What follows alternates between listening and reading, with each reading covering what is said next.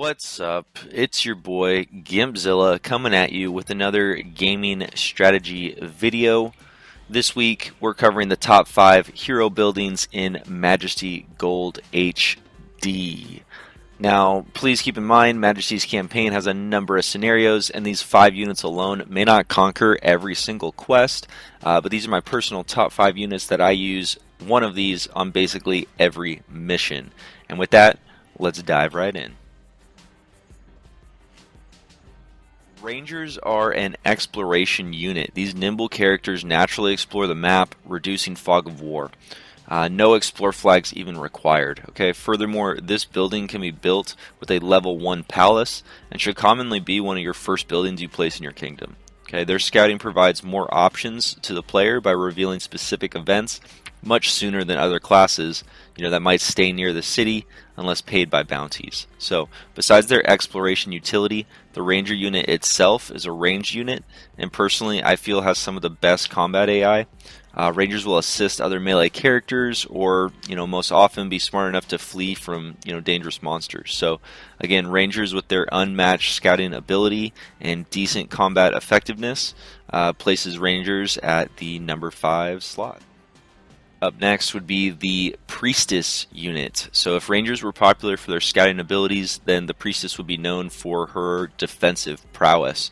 The Priestess of Crypta generally don't leave the base often. This unit prefers to wait in town and just spawns, armies of skeletons to go out and do her bidding. These skeletons provide excellent defensive powers, often allowing you to outnumber and overwhelm your opponents. And then finally, the skeletons are immune to fire, so making priestesses are generally the way to go for any dragon map. So a single summoned skeleton can fully control these kind of beasts. One of the best defensive units available, puts the priestess in the number 4 position. Wizards have some of the most powerful and damaging spells in the game. The damage they provide is essential in many cases, and the utility spells they learn for the battlefield, truly swing some of these fights.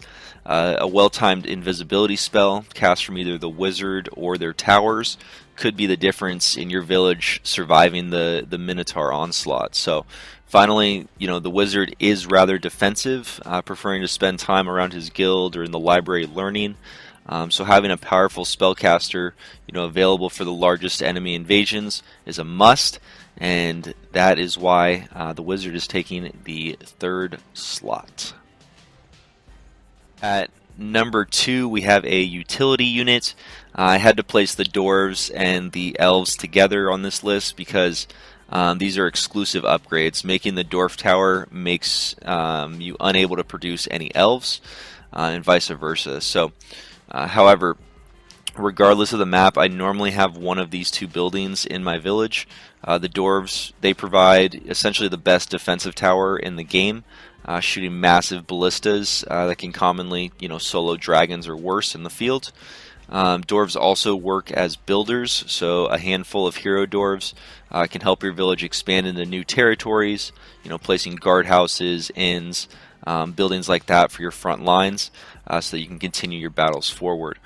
The elves, on the other hand, they provide the best economic boost available.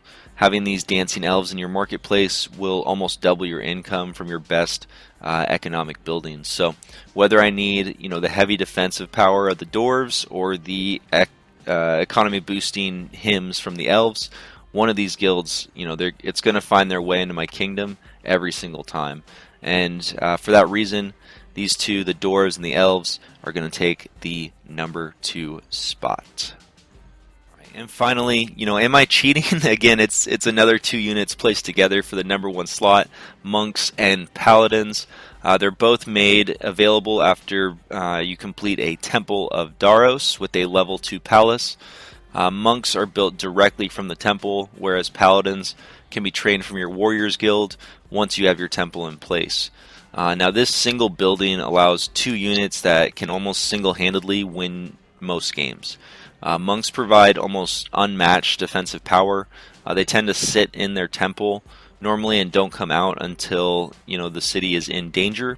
So again, monks are great because you often don't need to worry about them, running off and dying solo, and they can, you can depend on them to defend your tax collectors and other important city units. Paladins, on the other hand, will fill the gaps that the monks, provide. Paladins are highly offensive units. These holy warriors will commonly agree to, complete your attack bounties, and when they are fighting, they provide a huge punch. Paladins are especially lethal versus undead units, but their longsword will smite many foes for you. So it's the perfect combination of both offense and defense that puts the Temple of Daros and its holy units in the #1 position. So there it is, guys. Do you agree? Disagree? Leave your favorite units in the comment section down below, and make sure you do hit that thumbs up button. That is the single best thing you can do to spread our Majesty love across the internet. So with that, Gimpzilla signing off, and I will see you all next time.